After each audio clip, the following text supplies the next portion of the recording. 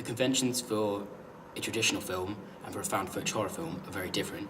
For example, in a traditional Hollywood film, it would be unprofessional to not use a tripod or a steady cam and not to use professional camera techniques.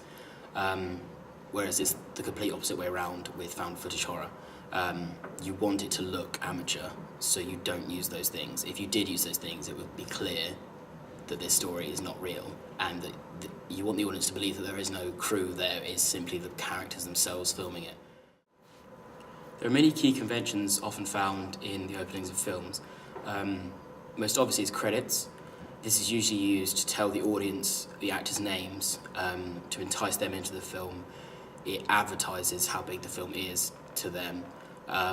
We didn't use that because our film is supposed to be a true story.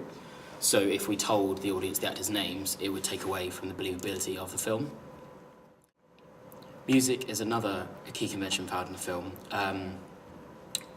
Not so much in horror films though, particularly handheld horror, which is our genre. They often don't use music because they want the film to appear untouched and unedited, because that's how they believe that a police would handle a story like this. We follow this convention mostly.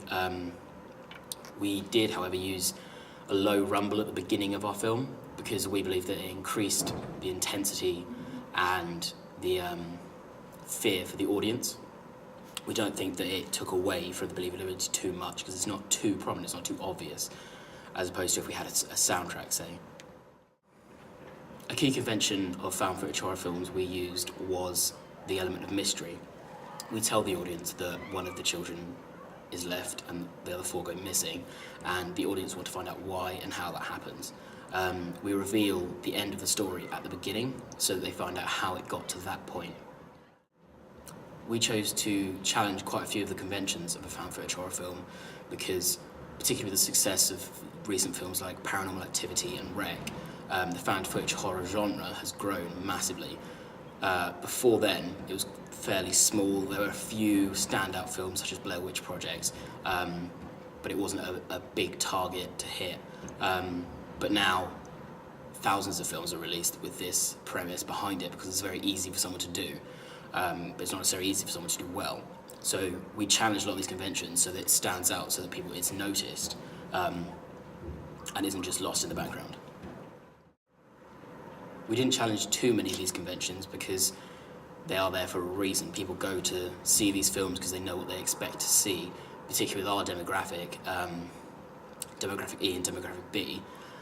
They go there because they're interested in the techniques used to make these films, so if we didn't use any of the techniques it wouldn't be interesting to them, and because they enjoy the thrill of it. And they go to escape to watch this to believe that something is real, and all these conventions are based on making this more believable.